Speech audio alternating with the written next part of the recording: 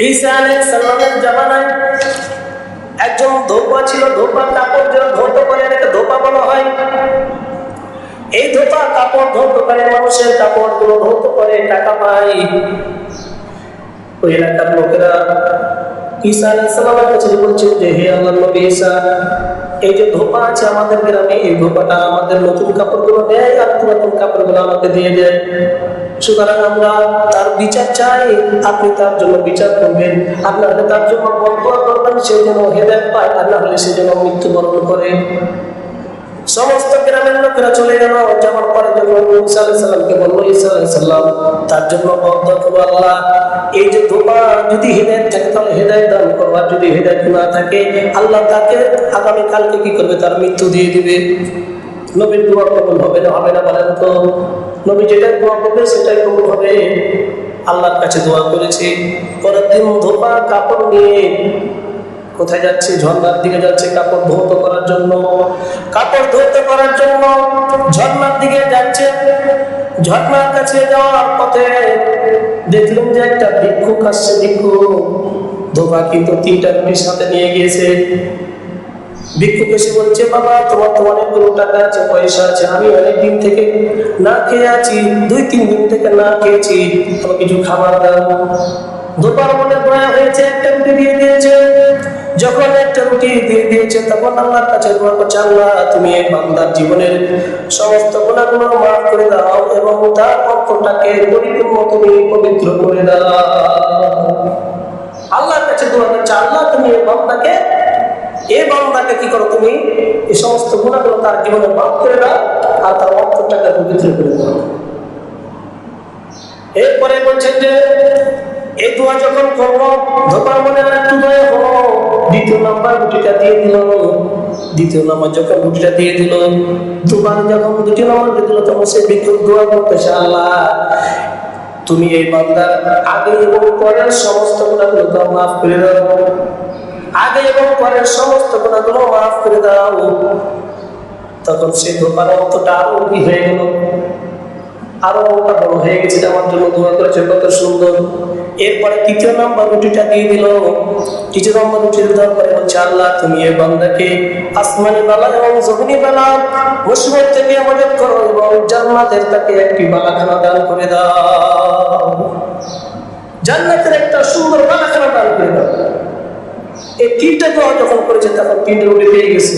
এখন ধোপা তখন চলে গেল কোথায়? ঝর্ণার মধ্যে। ওইদিকে আল্লাহ রাব্বুল আলামিন তাকে মারার জন্য একটা বিশাল বড় সাপ পাঠিয়েছে। ধোপা কাজকর্ম করে ফিরে আসতেছে। এরপরে দেখলো যে লোকেরা দেখলো যে ধোপা ফিরে আসছে সশরীরে জিন্দা অবস্থায়। লোকজন, গ্রামের লোকজন বলতেছে, দেখো ঈসা নবী দোয়া করবো মরার গতিত করবে, বেটা জিন্দা হয়ে ফিরে আসছে, এটা কেমন দোয়া করবো? দৌড় দিয়ে চলে গেছে ঈসা আলাইহিস সালামের কাছে। যাওয়ার পরে বলছেন যে হে আল্লাহর নবী, আপনি যে দোয়া করলেন লোকটা মারা যাবে, কিন্তু মরে নাই, সে জিন্দা হয়ে ফিরে আসতেছে কাপড় নিয়ে। ঈসা আলাইহিস সালাম বললেন, তাকে আমার কাছে নিয়ে আসো। লোকজন তার কাছে, ওই লোকজন তার ওই ধোপাকে ঈসা আলাইহিস সালামের কাছে নিয়ে গেল। নিয়ে যাওয়ার পরে বলল যে তুমি নাকি ফিরে আসছো, কি খবর, কি খবর তোমার, তুমি কিছু করেছো নাকি, কোনো আমল করেছো নাকি ভালো আমল?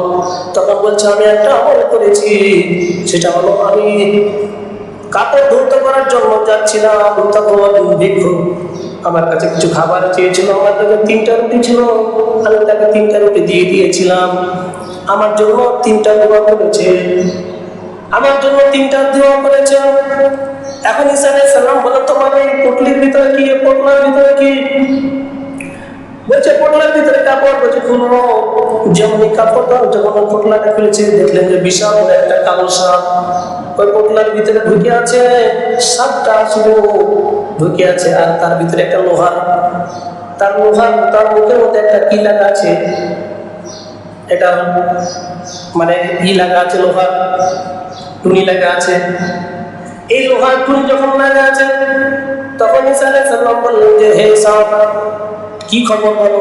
তখন বলছে, হে আল্লাহর নবী ঈসা, আল্লাহ রাব্বুল আলামিনের কাছে আপনি দোয়া করেছিলেন তাকে মেরে ফেলার জন্য। আল্লাহ রাব্বুল আলামিন, আমি তাকে ধ্বংস করার জন্য এসেছিলাম, কিন্তু কিছুক্ষণ পরে যখন সে আমল করেছে, দান করেছে, ভিক্ষুককে দান করে দিয়েছে রুটি। তখন আল্লাহ রাব্বুল আলামিন তার সিদ্ধান্ত চেঞ্জ করে ফেরেশতা এসে আমার মুখের মধ্যে লোহার একটা কি লাগাই দিয়ে পড়া লাগাই দিয়েছে, টুনি লাগাই দিয়েছে, আমি যদি তাকে দংশন করতে না পারি। ধোকাকে জিজ্ঞাসা করলো সত্যি কি? বলছে হ্যাঁ সত্যি, আমি 3টা রুটি দান করেছিলাম। এই 3টা রুটি দান করার কারণে আল্লাহ রাব্বুল আলামিন আমাকে কি করেছেন? বিশাল বড় একটা বাংলা মুসিবত থেকে আমাকে উদ্ধার করেছে। আমার বন্ধুগণ, আমার ভাইরা, এই জন্য আল্লাহ রাস্তায় যদি আপনি দান করেন, আল্লাহ রাব্বুল আলামিন আপনাকে দুনিয়ার ভিতরে অনেক অনেক বড় মানবসম্পদ থেকে আল্লাহ রাব্বুল আলামিন আপনাকে হেফাজত করবে। এবার ঈসা আলাইহিস সালাম বলছেন, দেখো তোমার যে অতীতের যে অন্যায় গুলো আছে, অপরাধগুলো করেছো, তওবা করো, ভালো হয়ে যাও। সঙ্গে সঙ্গে সে তওবা ভালো হয়ে গেছে। কিসকে আনতো আজকে আমরা দেখে আমাদের সম্পদ বেশি, এত সম্পদ, আমাদের যে সম্পদগুলো একটা আমরা দান করতে চাই না।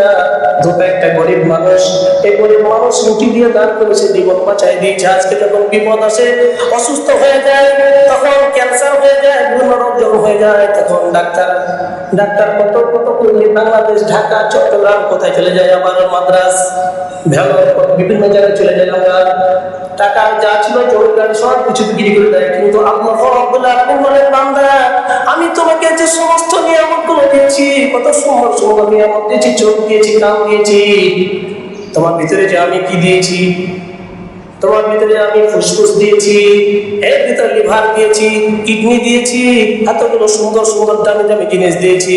তুমি যদি আমার ইবাদত করতে, আমার দাসত্ব করতে, আমার শুকরিয়া আদায় করতে, আমি আল্লাহ রাব্বুল আলামিনের সমস্ত জিনিসগুলোকে আমি কি করে রাখতাম? ভালো করে রাখতাম। কিন্তু আজকে আমরা আল্লাহ রাব্বুল আলামিনকে ভুলে গিয়ে, আল্লাহকে ভুলে গিয়ে নিজের মন মতো আমরা জীবনযাপন করতেছি। আমার বন্ধুগণ, আমার ভাইরা, এই জন্য আমাদেরকে জীবন যাপন করতে হবে আল্লাহর হুকুম অনুযায়ী। আমরা যদি আল্লাহ রাব্বুল আলামিনের হুকুম অনুযায়ী জীবন যাপন করতে পারি, আল্লাহ রাব্বুল আলামিন আমাদের বডি, আমাদের সমস্ত জিনিসের হেফাজতকারী হয়ে যাবে। কিন্তু আমরা দান করতে চাই না, ভালো আমল করতে চাই না। আল্লাহ রাব্বুল আলামিন বলেন যে তোমরা যদি আমার ইবাদত করো, তোমরা যদি আমার ইবাদত করো, আমি আল্লাহ রাব্বুল আলামিন তোমাদেরকে সহযোগিতা করব। ইবাদতের ভিতরে সবচেয়ে যে ইবাদত আগেই নামাজের হিসাব না হবে কিয়ামতের ময়দানে, আউয়ালু মা ইউহাসাবু বিহি ইয়াউমাল কিয়ামাতিস সালাত, কিয়ামতের দিন সর্বপ্রথম নামাজের হিসাব নেওয়া হবে। কিন্তু আমরা নামাজই পড়ি না। কুফা নগরের ভিতরে একজন কুলি ছিল, কুলি ছিলেন, যারা স্টেশন থাকে কুলি কাজ করে। এই কুফা নগরে একটা কুলি ছিল। কুলির কাজ হলো বিভিন্ন লোকের মালগুলো শহর থেকে নিয়ে আসে, চাপাই শহর থেকে নিয়ে আসে, গোলাপের হাটে নিয়ে যায়, চাপাই থেকে আমাদের গোলাহাটে নিয়ে যায়, মালগুলো নিয়ে যায়। তো এইরকম কুলিগুলো যখন কাজগুলো করে, এই কুলিকে অনেকগুলো দোকানদার বললো, তুমি এই টাকা তুই নিয়ে যাও, আমাদের জন্য মাল নিয়ে আসবে। সে কুলির একটা খচ্চর ছিল, এই খচ্চর নিয়ে চলে গেল কুলি মাল আনার জন্য। প্রতিমধ্যে একজন লোকের সঙ্গে সাক্ষাৎ হলো। সে লোকটা বলছে, দেখো আমিও সে শহরে যাবো, আমাকে নিয়ে চলো, তোমাকে 1 দিরহাম দিব, চলো নিয়ে চলো। তখন সে কুলি আল্লাহ মানুষ, নামাজি মানুষ, যারা নামাজ পড়ে তারা সরল সহজ থাকে, কিন্তু যারা নামাজ পড়ে না দেখবেন কিছু পিছিয়ে লোক থাকে না, আর গিরে গিরে বুদ্ধি থাকে, কিন্তু নামাজ পড়ে না কত। ও যদি উষ্টা পড়ে তো মসজিদের দিকে পড়ে না, উপারে পড়ে। তো এইরকম যারা নামাজি আছে, এই সমস্ত নামাজিরা অন্তরটা নরম হয়, তারা সোজা হয়। তারা ওই কুলি কি করলো, বলছে চলো তোমাকে নিয়ে যাই, আমি তো শহরে যাচ্ছি। কুলি তাকে নিয়ে যাচ্ছে। প্রতিমধ্যে ওই তখন লোকটা বলতেছে যে আজকে রাস্তা দিয়ে না, এই রাস্তা দিয়ে চলো, এদিক দিয়ে ঘাস পাবে, তোমার গাধাও খরচলো খেতে পারবে, আর রাস্তাটা ভালো আছে। বলছে আমি তো সচরাচর এই রাস্তা দিয়ে যাই, আমি রাস্তা দিয়ে যাই না। বলছে না, এই রাস্তা দিয়ে চলো, আজকে রাস্তাটা ভালো। সোজা সাতটা মানুষ, আপনি সোজা একটা মানুষ বলবেন যে এইদিকে রাস্তা আছে, চলে যাবে, চলে যাবে, এর মতো জানা লাগছে। বলি তখন কি করলো, চলে গেলে রাস্তার ভিতরে। কিছু দূর যাওয়ার পরে দেখলো আর রাস্তা নেই, বিশাল বড় গহীন জঙ্গল। সেখানে দেখলো অনেকগুলো মানুষের কঙ্কাল পড়ে আছে, হাড়হাড্ডি পড়ে আছে, সে ভয় খেয়ে গেছে। এরপর ওই লোকটা খঞ্জর থেকে নামার পরে তার মাজা থেকে একটা খঞ্জর বের করেছে, এরপরে বলছে যা আছে সবকিছু বের করো। যা আছে সব কিছু বের করো। তখন কুলি বলছে, ভাই যা আছে সব নিয়ে যাও, আমাকে ছেড়ে দাও। বলছে, না, তোমাকে তোমার মাল যত আছে সমস্ত মালগুলো নিব আর তোমাকে হত্যা করে ফেলবো। ওই কুলি তো হতাশ হয়ে গেছে, এখন কি করবে, ভয় তার ভিতরে। বলছে, ভাই আমাকে তো মেরে ফেলবে, আমাকে 2 মিনিট সময় দাও। কুলি বলছে, আমাকে 2 মিনিট সময় দাও। সঙ্গে সঙ্গে ওই কুলি সেখানে পানি দিল, পানি দিয়ে ওযু করে 2 রাকাত নামাজ আদায় করলেন। নামাজ আদায় করার পরে আল্লাহ রাব্বুল আলামিনের দরবারে দাঁড়িয়ে গেছে। তারপরে সূরা ফাতিহা পড়ে আর কোনো কিছু সূরা মনে আসছে না, আর কোন সূরা মনে আসতেছে না, কি বলবে।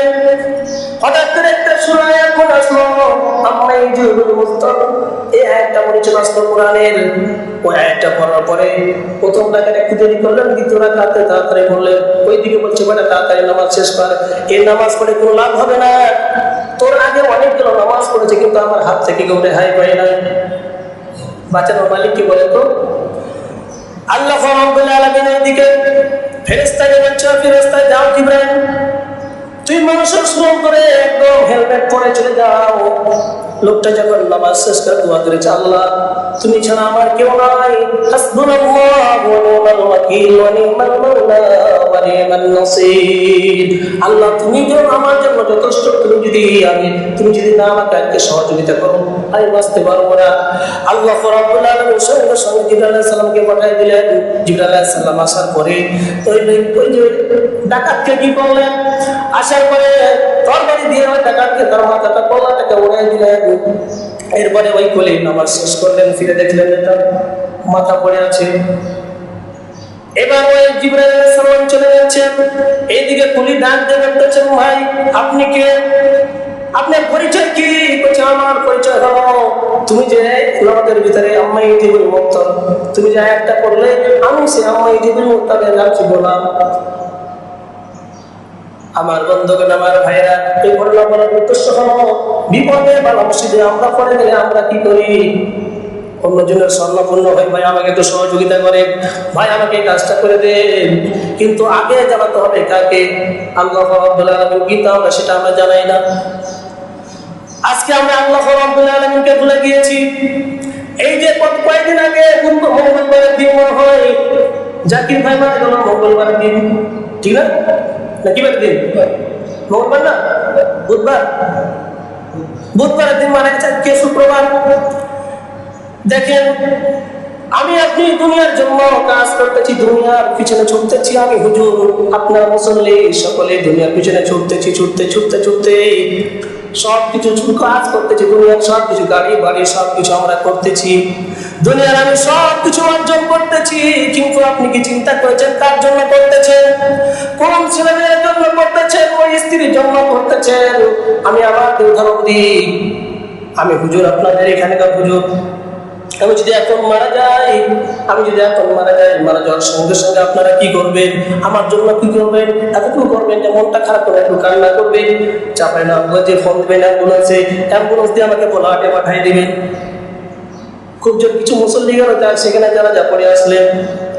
আমি আমার জন্য, আমার বাড়ির জন্য, আমার পিতা মাতার জন্য, আমার স্ত্রীর জন্য, সকলের জন্য এখানে পড়ে আসি, তাদেরকে সুখে শান্তিতে রাখার জন্য। কিন্তু আমার চিন্তা করেছেন কি? দেখেন তো, আমি যখন মারা গেলাম, আমাকে বাড়ি নিয়ে যাওয়ার সঙ্গে সঙ্গে আমি সুন্দর করে বাড়ি বানাইছি, আমি কত সুন্দর করে বেডরুম বানাইছি। সেই বেডরুমের ভিতরে আমাকে ঢোকাবে না, আমাকে বেডরুমের মধ্যে অথবা বারান্দার মধ্যে শুয়ে রাখবে। আমার স্ত্রীর মধ্যে না বারান্দা রাখো, আমার বাবা বলে বারান্দা রাখো, আমার মা বলবে আমি একমাত্র সন্তান, তবু বলবে বারান্দা রাখো। মানুষের বিয়ে হবে, বাড়ির ভিতরে রাখবে না। যে মায়ের জন্য, যে স্ত্রীর জন্য, যে বাবার জন্য, যে স্ত্রীর জন্য, সকলের জন্য আমি মাথার ঘাম পায়ে পেটে আমি আপনি কাজগুলো করলাম, কিন্তু মৃত্যুর সঙ্গে সঙ্গে তারা আমাকে ভুলে গেল। ও বন্ধু, কার জন্য আপনি দুনিয়ার ভিতরে ছুটাছুটি করতেছেন? একটা দিন আপনি মসজিদে আসলেন না, নামাজ আদায় করলেন না, আল্লাহ রাব্বুল আলামিন হুকুম আদায় করলেন না। এই যে জাকির ভাই, দেখেন তিনি মৃত্যুবরণ করলেন বুধবার দিন তাকে কি বাড়িতে নিয়ে যাওয়া হয়েছিল? কি কোথায় রেখেছিল? বারান্দার ভিতরে রেখেছিল। অথচ সে বাড়ি বানিয়েছে কষ্ট করে। দুনিয়ার নিয়মই এটা ভাই, দুনিয়ার নিয়মই এটা। এই জন্য দুনিয়ার জন্য এত ছুটাছুটি কিসের? আল্লাহ রাব্বুল আলামিনের হুকুম আদায় করেন, আল্লাহ রাব্বুল আলামিন হুকুম পালন করেন। আমি এটা বলছি না যে দুনিয়া বাদ দিয়ে দুনিয়া ইনকাম করতে হবে, যেহেতু আমাকে খেতে হবে, খাওয়া দাওয়ার পর ইবাদত করতে হবে, সুতরাং দুনিয়া করতে হবে, আখিরাত করতে হবে। যে বান্দা দুনিয়া করবে আখিরাত করবে, এই দুনিয়া সফল হয়ে যাবে। আর যে বান্দা শুধু দুনিয়া দুনিয়া করে ছুটবে, সে কখনো আখিরাতে সফল হবে না, সে ক্ষতিগ্রস্ত হয়ে যাবে। এই জন্য কার জন্য করতেছে ভাই? আমার কথাগুলো আপনাকে মন খারাপ করতে পারেন যে আপনি বলছেন কথাগুলো, বাস্তব কথা এগুলো, সঠিক কথা এগুলো।